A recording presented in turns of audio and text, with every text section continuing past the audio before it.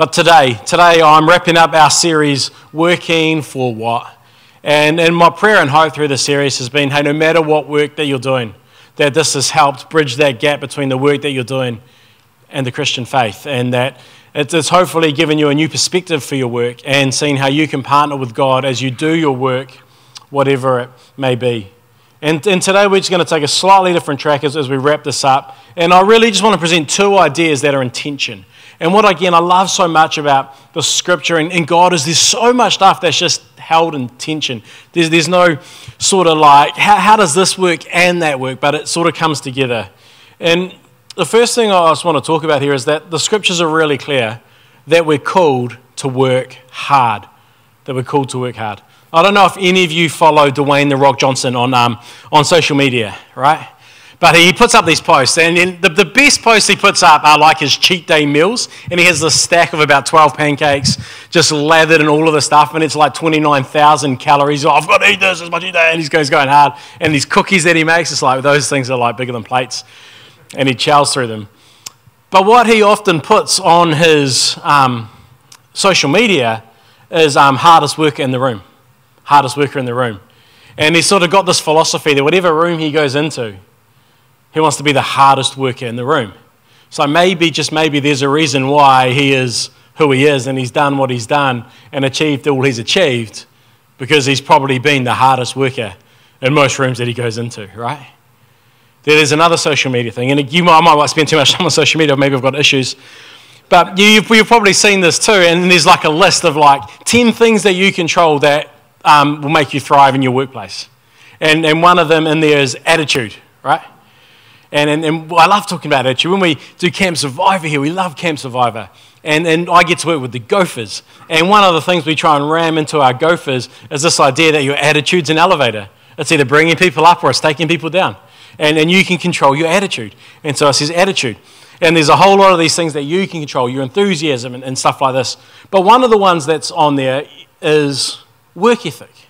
Because you can control your work ethic. And as you read through the scriptures, it's incredibly clear that for those of us who are people of faith, we're called to work hard. And again, we covered this a bit last week when we talked about if we're going to have influence with people, you need to have character and competence, right? You need to work hard to have both of those. Because working hard is kind of a picture of your character, right? You're someone who's a hard worker, you keep going. But it's also going to determine your competence. If you don't work hard, you're never going to be that competent at what you do. It takes a level of discipline and hard work to get to a place of high competence, right? So it's not surprising that the scriptures are so clear we need to work hard.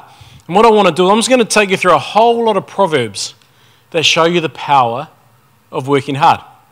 And what I need to make really clear up front is when a lot of people teach from Proverbs, they get a couple of things wrong.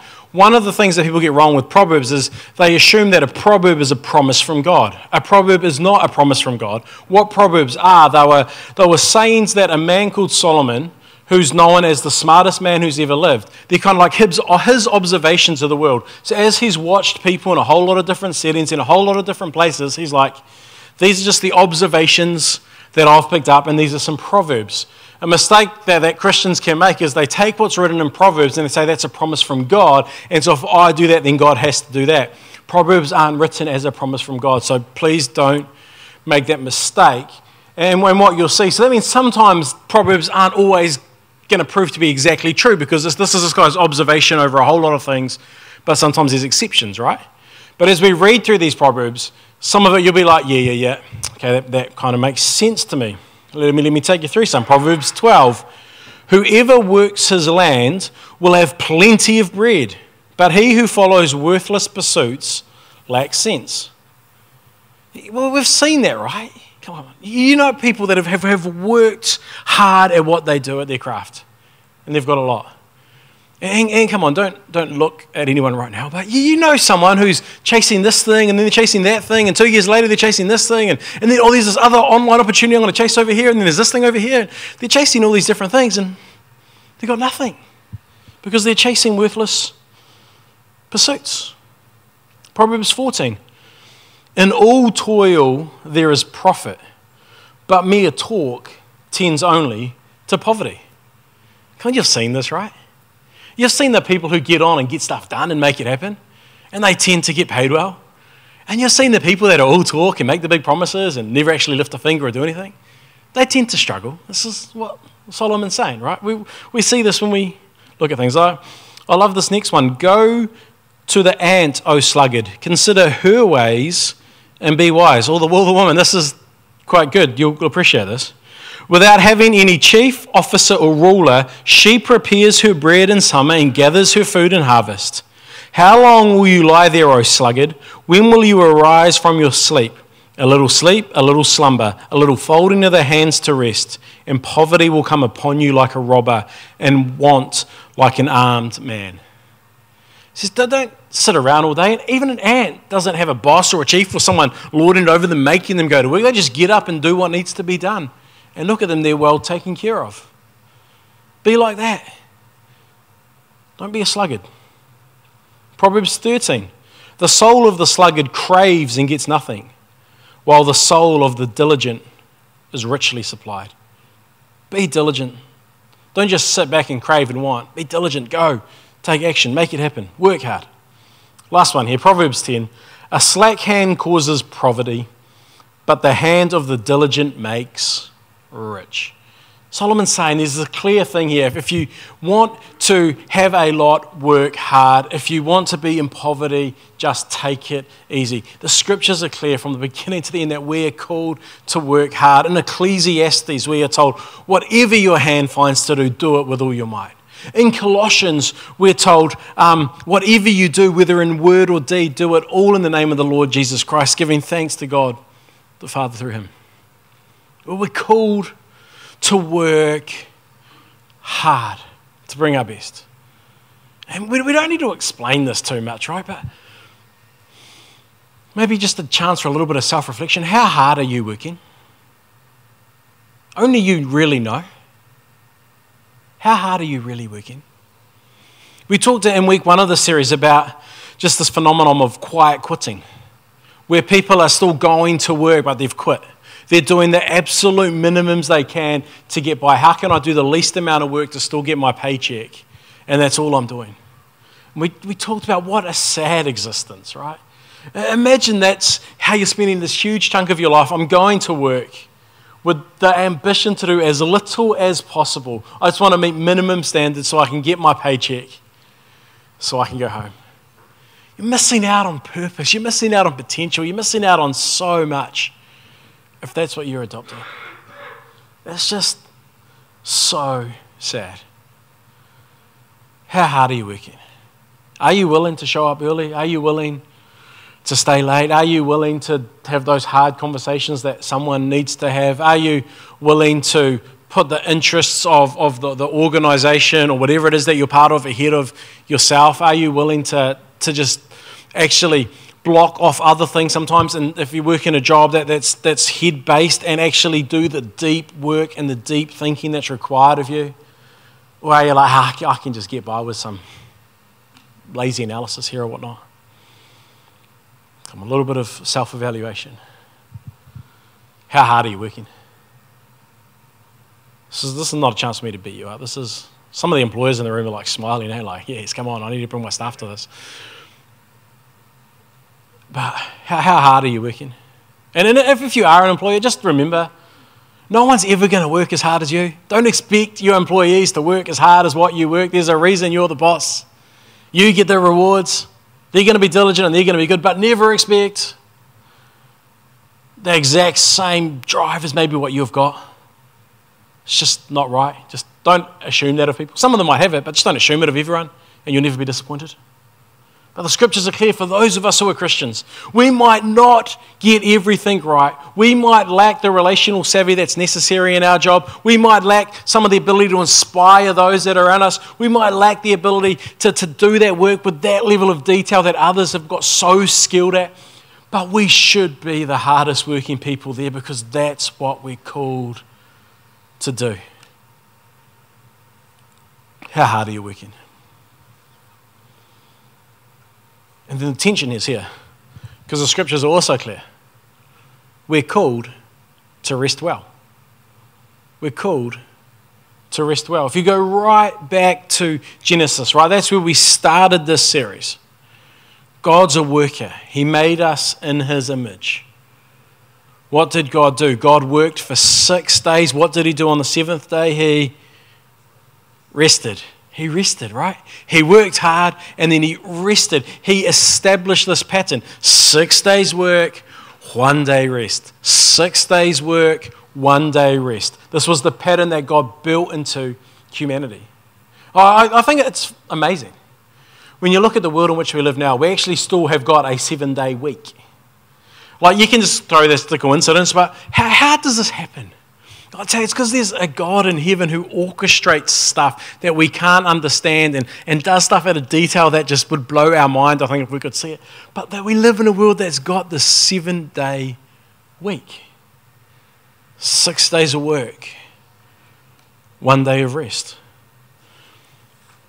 And then we see it. When Moses goes up and he's getting the law, he gets what's known as the 10 Commandments. God says, hey, these are the essential rules, the core rules. There's the 10 Commandments, and he gives these commandments to Moses. And we see in Exodus 20 an account of this, and it starts by saying, remember the Sabbath day by keeping it holy. See, at the beginning of time, before the fall, the idea of the Sabbath was established.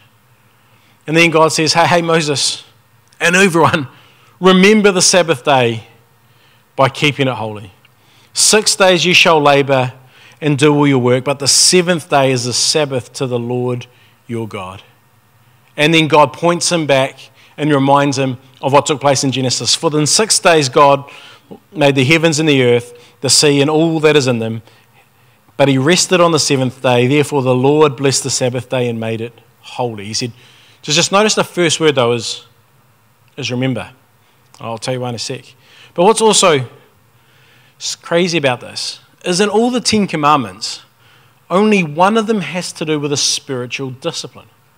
We just ran a course in the last semester group called Strength in here, which is all about spiritual disciplines. And when we talk about spiritual disciplines around here, we talk about two primary ones. We always talk about, engaging with the Bible on your own. You've got to read the Bible on your own. There's something so powerful about that. Really believe that. If you've never read the Bible before, can I say one of the easiest ways to start to engage with it is go to the book of Proverbs. We just quoted some of those. There's 31 chapters of Proverbs, sorry. Just whatever day of the week it is, if it's that, or whatever date, if it's the 17th, go to Proverbs 17. On the 18th, go to Proverbs 18. Get through the whole thing in a month. Fantastic, easy to read, doesn't need a lot of explanation. Most of it you read and be like, wow, that's so true. I see that because I like what I read before. Just Solomon's observations of what's going on. But man, there's something powerful about this discipline of engaging with the Bible. When we talk about prayer, there's something so powerful about us taking time to pray, to speak to hear from God. But what's interesting is the only spiritual discipline that's recorded in the commandments is the Sabbath. We're not told in the 10 Commandments, you must pray. But we're told to remember the Sabbath. It's kind of interesting, right? Because what else is in that commandment list? Do not murder. I don't think anyone in this room is going to go and murder someone. I hope not, right? I don't think any of us are like, just do a little bit of murder. Like, it's just one of the 10 Commandments. Doesn't matter if I break that one. But how many of us are going to ignore this idea of the Sabbath?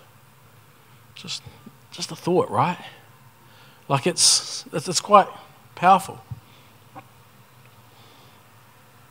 And what's interesting here is there's another account of Moses talking about the 10 Commandments. This is found in Deuteronomy. And then in Exodus, this is when Moses is up the mountain getting the commandments from God. Deuteronomy happens a little bit later in Moses' life.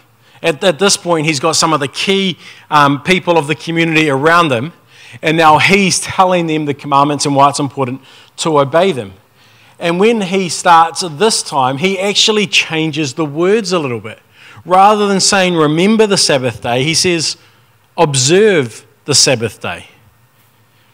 And I think this is powerful. I think there's something in this. Because initially he was saying to people, hey, we've got to remember the Sabbath. Like, this is something we've got to remember. Now he's saying, hey, we don't need to remember it. We all know about it.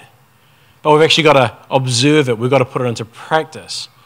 I'll say for a good number of people in this room, You know about the idea of the Sabbath. It's not being told to remember it. We need to be told to observe it. It's quite a well-known thing. It's really quite interesting. Observe the Sabbath day by keeping it holy as the Lord has commanded you. 6 days you shall labor and do all your work, but the seventh day is a Sabbath to the Lord your God. And then he continues. But again, this time, he doesn't go straight back to Genesis. Actually, he goes back to Exodus. He says, remember, team. And he's speaking to those people who this was a lived reality for.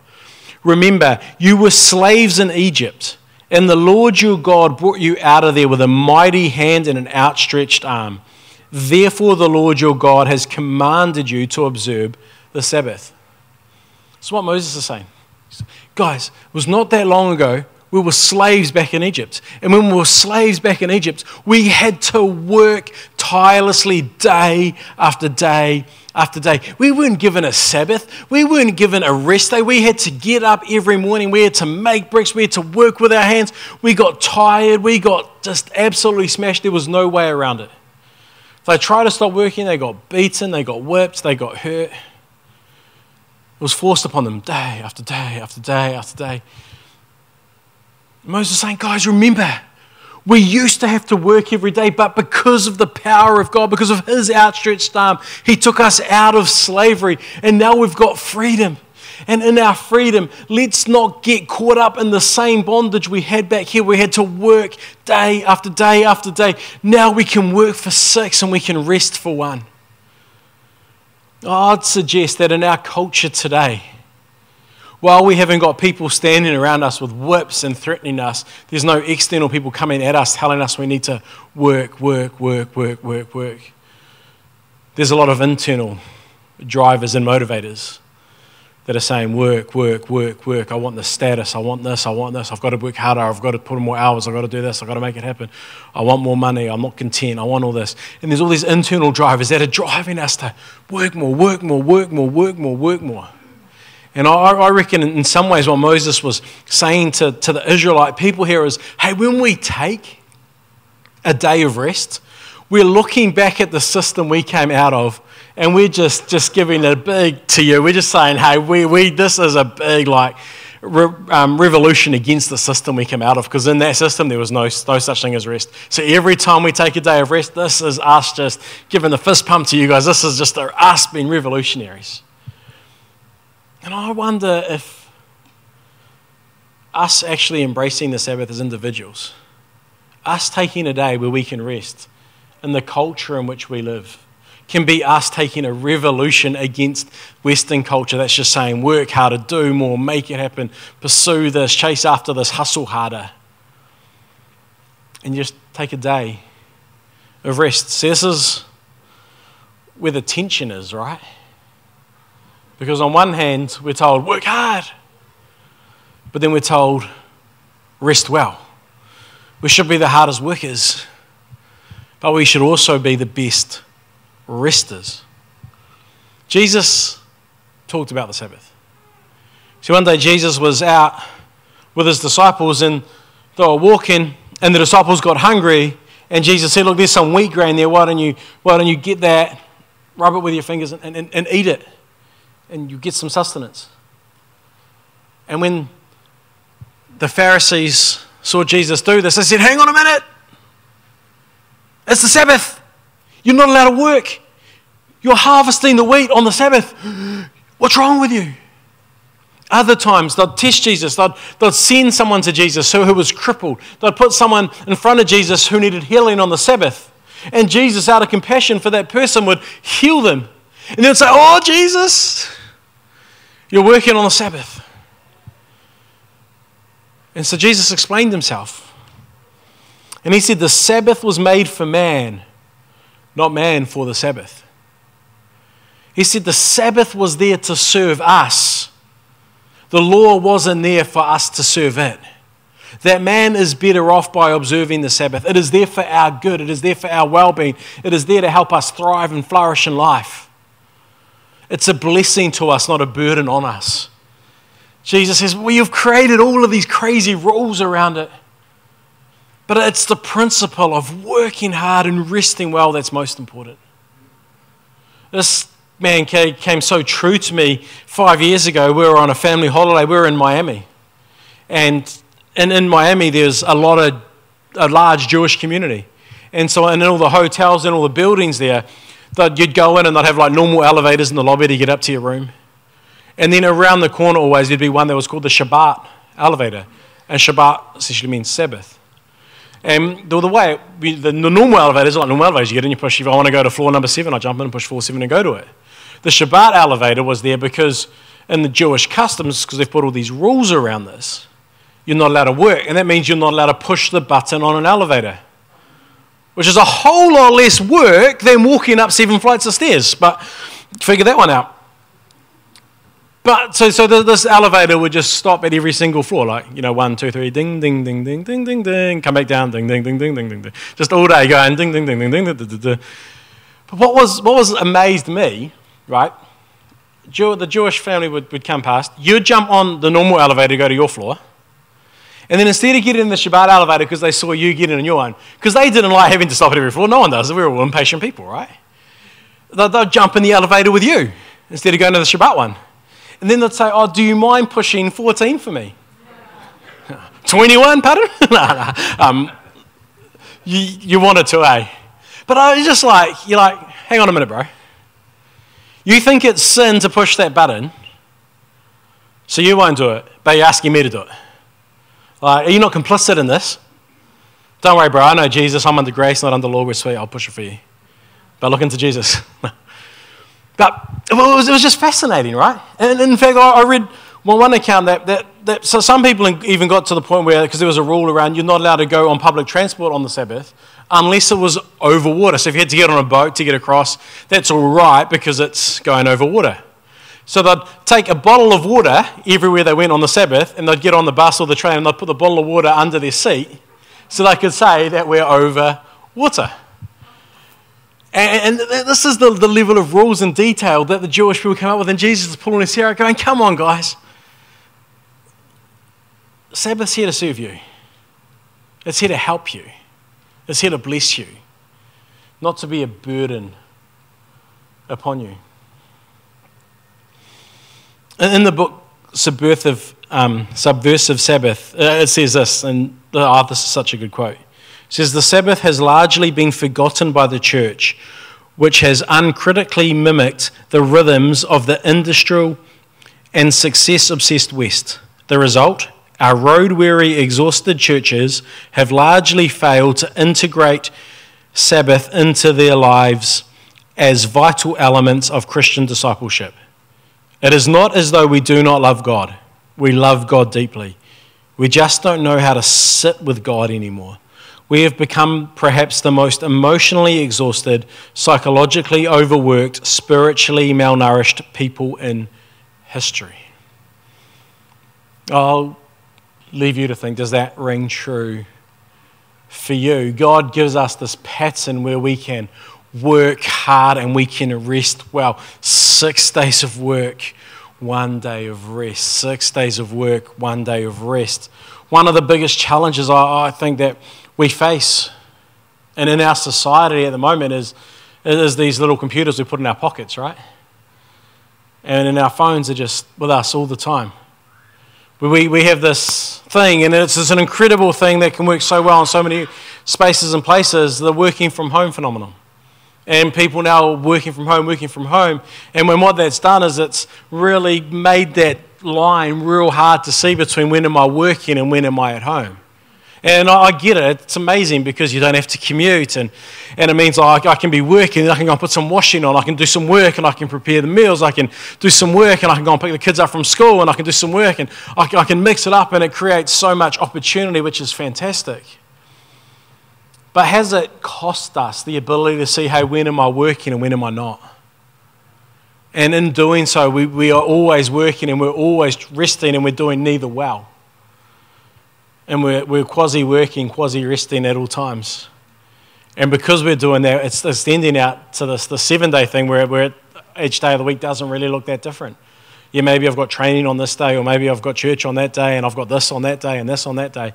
But by and large, if you look at my days, they're pretty similar because I'm trying to juggle this act between am I working or am I resting and what's really going on. And I think while working from home can have so many powerful benefits, I think we need to be really, really intentional about saying, how do I know when I'm working and how do I know when I'm resting? But God gives us this incredible picture. 6 days on, 1 day off. And as we said at the start of the series, it's not like we want to see our work as 6 days of endurance. We can have this 1 day of yay. No. We've got to find purpose and meaning and power in our work. And it's hopefully as we've shaped it, we can see no matter what our vocation is, no matter what we're doing, man, I'm partnering with God in what I'm doing here. As He's restoring and redeeming, renewing His people and His creation. But man, we want to get that. But we want to be driven. We want to go, man, I'm going to work hard for 6 days. But then there's going to be a day where I can breathe. We've got to hold this intention. We're going to be the hardest workers, but we're going to be so well rested. I don't know this because I'm not a finely tuned athlete. But what I understand is like at the top level of athletes, that the difference between like gold and silver sometimes at the Olympics isn't how hard someone trains, because everyone who's at the Olympics is training ridiculously hard, right? It's not like, oh yeah, I just turned up to the Olympics, made the final, came fourth because I did some casual training. It's like everyone there is incredibly disciplined in their training. But what can set the very top, apart from the next level, is how will they rest? And are they willing to really rest well and recover well in order to keep training well? And I think that's what God's saying to us. Hey, I want you to work really, really hard, but I want you to rest really, really well. Work really, really hard, rest really, really, really well. And some people get caught up on this. Okay, well, what comes first? Are we meant to work for 6 days and then have a day rest? Or are we meant to have rest and then work for 6 days? It's the same thing. Don't get caught up in semantics. It doesn't really matter. Do I work from rest or rest to work? It doesn't, who cares? It's the pattern that matters most. And again, theologians will come along and say, well, let's look at what God did. God worked for 6 days. And then He had a day rest. So I think we should work for 6 days and have a seventh day rest. Makes sense. But which day did God make man? Day 6. What did man do on his first full day? He rested. So do we rest first and then work? Oh, who cares? Get the pattern. Make sense? That's what I think. Theological answer from Clint. But I'll tell you what, there's something powerful about this. Work for 6, rest for 1. And it's hard, and it's not easy, and it goes against culture. But what I want to do now is I want to just get a little bit practical. Is that all right? Guys, can I just get practical on what this can look like? And a few things to do. And you can see these almost as being Clint's proverbs, okay? This isn't biblical. Everything I've said now, working hard, biblical, showed you the idea of Sabbath, biblical, it's there. This next stuff is just my thoughts, because we don't get these clear instructions on how to Sabbath. This is just some thoughts, Clint's proverbs in today's culture that might help. I suggest you listen to the work hard, rest well thing, because that's scripture. This stuff, you can just disagree with me as much as you want, and you're totally okay with that, and that's fine. But I'll just give you a few thoughts from things that I've learned along the way. The first thought's this. Because people say, well, what can we do on the Sabbath? I'll give you this question. Is this a burden or is it a blessing? And so it's going to be an individual answer. There's some people in the room, and you love mowing your lawns. Like you want to get the fertilizer out, you want to get them mowed a little bit and then take a little bit more off. I want to get those nice lawn lines going on my lawns just to be. And you love being out there getting those lawns looking perfect. Other people in the room, you're like, lawns need to be done. Oh, I can give it another week. Yeah, I can give it another week. Oh, I can give it another week. And then eventually you get out there and you're whole angry. The whole time, oh, this sucks. You know, if you're in the first category, do it on the Sabbath because it's a blessing.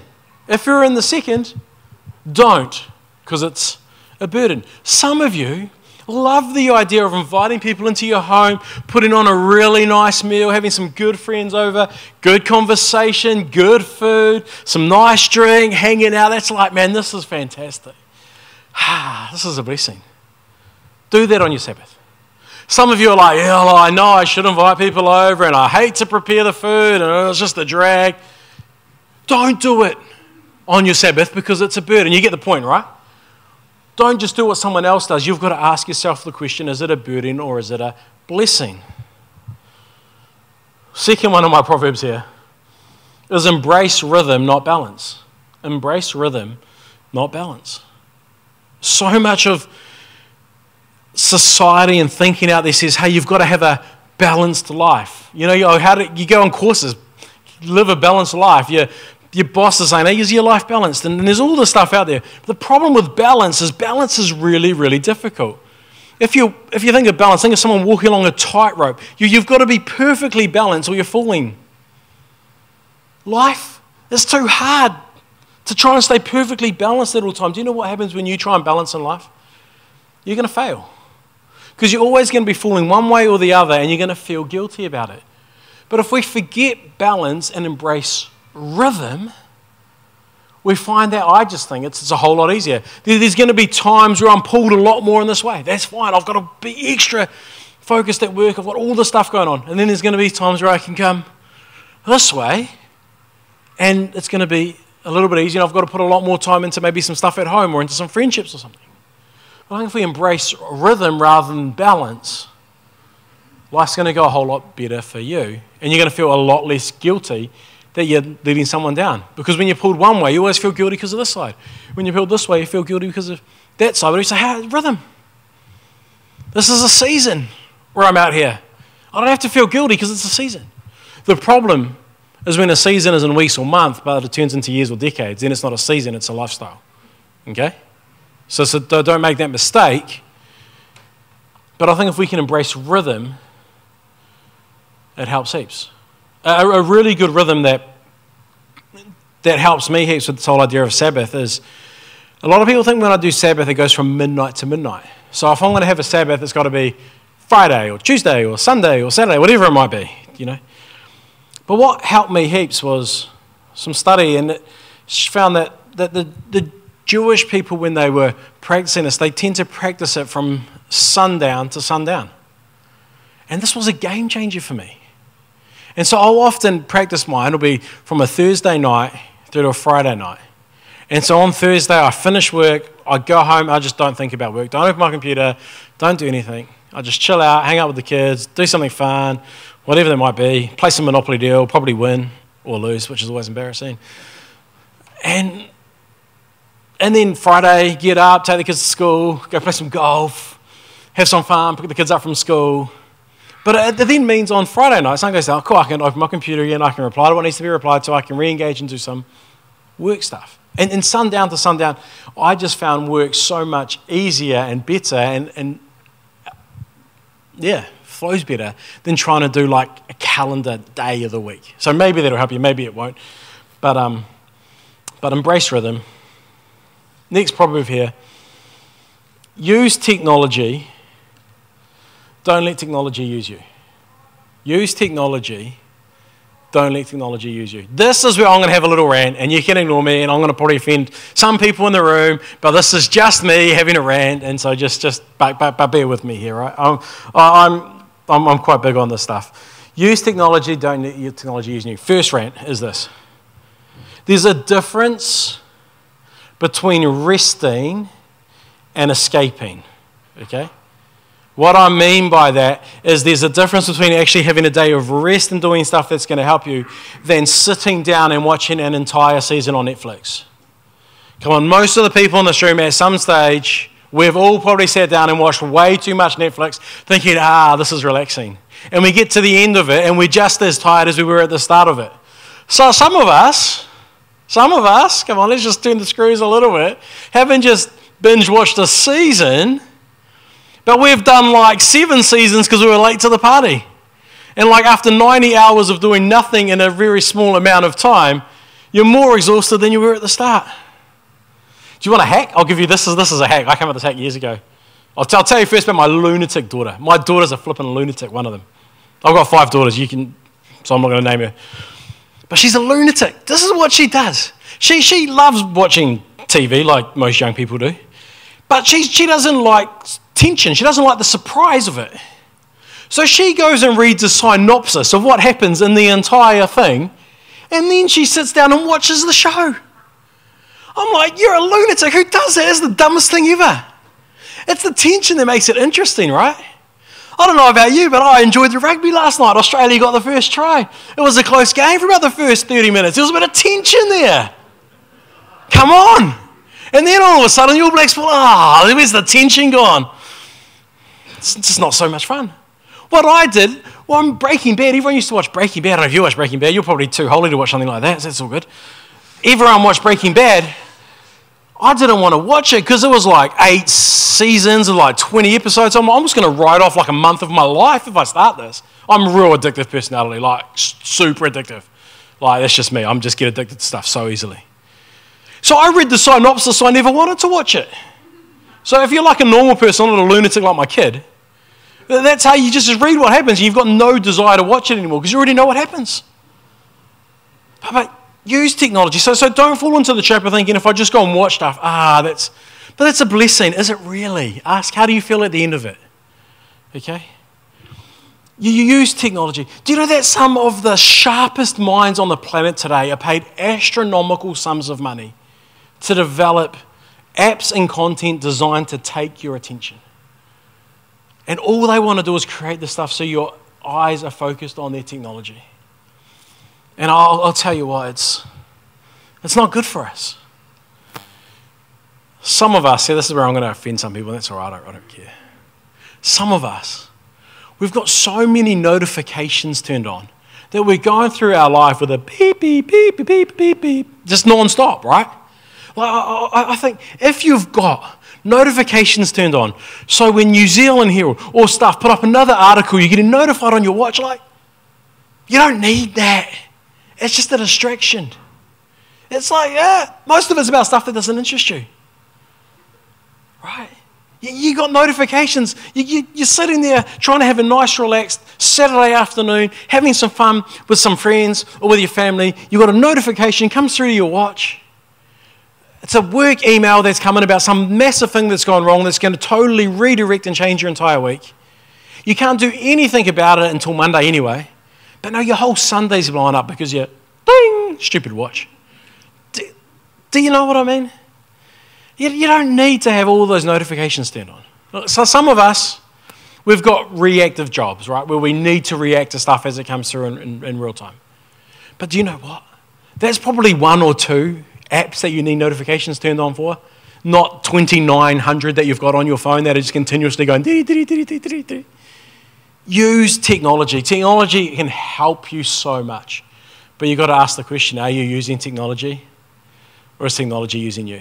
Because I think a lot of us are being used by our technology and we don't even know it. Seriously, I'm so big on it. I spent a lot of money this year building a bookcase with some drawers in it so that we could put like all our charging cables into these drawers, so every night our kids have to put their devices into these things and go to bed so they haven't got the devices in their room. A lot of money, like a stupid amount of money. But I really believe it's helpful because I just hate the ding, ding, ding, ding. And I think if people are going to bed with ding, ding, ding next to their head, how are they ever going to sleep or how are they going to perform at school? Right? And you hear horror stories from teachers at high school that are saying kids are turning up and they're so tired all day, and then they look into it and they unpack it, but it's because they're up to 3 o'clock in the morning doing stuff on their devices. It's probably not your kids, but it's some kids. Just, if you want to blame someone for putting technology rules and just blame me, okay, I'll wear it. Just go tell young people, Clint said, and I hate people saying Clint said. I think it's bad leadership when people say, we're doing this because Clint said. It's bad, but you can do it in this case. I'll wear it, send them around to my house. I'll talk to them. I'm trying to help you out here, you know? Yeah. How much time have I got? Oh, flip. Okay, here we go, last one. Self-reflect. We've got to self-reflect. Basic. Well, one of the most powerful things you can do. Find a 10, I'd say 20-minute window, but you're smart. You could probably do this in 10 to 15. Find that window every single week where you can just sit down and ask yourself a couple of questions. You'll come up with some more, but these are 2 really good questions. Have I worked hard this week? Have I rested well this week? Just reflect on that. Have I worked hard this week? Have I rested well this week? I'll tell you what, if you can do that every single week, it'll be a game changer. Then you can add to that, hey, what have I got coming up in this upcoming week? When can I rest well? What's the work that I've really got to get done? I'll tell you what, change everything for you. Those 2 questions. Those are my Proverbs. That's where we're at. Let's grab this tension. Let's trust God and say, okay, God, you can achieve more in a moment. He got the Israelites out of Egypt in a moment, right? You can do more in a moment than we can do by working all the time. Slaving away is not going to get us into freedom. Trusting you is going to lead to our freedom. Let's trust God. So I don't have to embrace what everyone else is embracing. I look around the world and so many people are struggling with burnout. So many people are struggling with tiredness. So many people are just going through life like zombies. So many people are going through it like, oh, I'm just trying to get by. How's life busy? Try and say this. Don't ever answer the question, how you doing? Don't say busy, okay? If someone says to you, how are you going? Are you busy? Say, nah. Honestly, I've been doing this for the last few years. How you do busy? Nah. Now I look at you like, what? It's not that you're not busy, but actually we choose to be what we are. Just refuse to buy into that busyness trap. Self-reflecting will help. Let's trust God. I can take that day, do what he's asking me to do. And I'll tell you what, you might not notice a difference in a week. You might not notice a difference in a month. But I promise you, embrace this pattern for a good couple months, 3 months. Something powerful will happen. Now, as we close out the series, I want to read one more quote. And I'm going to pray over you. Because I really do hope that this series has been effective at connecting our faith with our work, because work's such a big part of our life. And this is what Robert Bryner says in his book. He says, there should be no less support or attention for an earnest Christian young person who has been accepted into the Juilliard School of Music than for one going off to a theological seminary. Hey, Lance. There we go. He's a music teacher, one of the best in the country. In the world, Lance. Brody. The Lance won't say yes. Brody will say yes. Thanks, Brody. The church needs writers, performers, artists, speakers, politicians, businessmen, businesswomen, and workers in every craft and trade. In God's eyes, there should be no hierarchy. There certainly should not be in ours. And what we see in Christian circles all the time is someone goes off to do Christian work, they get brought up in front of the church and they get prayed over and they get commissioned to go and do this work. And there's something special and something awesome about that. But we should do it for everyone. So this is where I'm going to do it for you. So can we just ask everyone to stand? I'm going to pray over you and commission you as we wrap this up. Oh, Heavenly Father, I thank you for every person in this room. I thank you that we've got such a diversity of people in this room. I thank you that we've got some people who are still at that student age and they're studying to embark on a career and a vocation. We've got others who have retired and they look back at a very incredible years spent working, and now they're in this season of life as retirement. And then we've got a whole lot of us somewhere along that spectrum in between, where we've got people from all different vocations and walks of life and doing different things to earn money. Some work with their hands, some work with their heads, some just, doing so much different stuff. And so we thank you for the variety. But Father, I just commission every single person here to go out into their workplace. Father, I pray that you'll give them the strength and the focus they need to work hard, to be the hardest working person in their room, but also to be the kindest, to grow in their competency, to have a character that's on show that others look to. And Father, I also pray that you'll help them to trust you enough to rest well, to realize that, hey, it's not all up to them, that they can in fact rest and you will continue to work.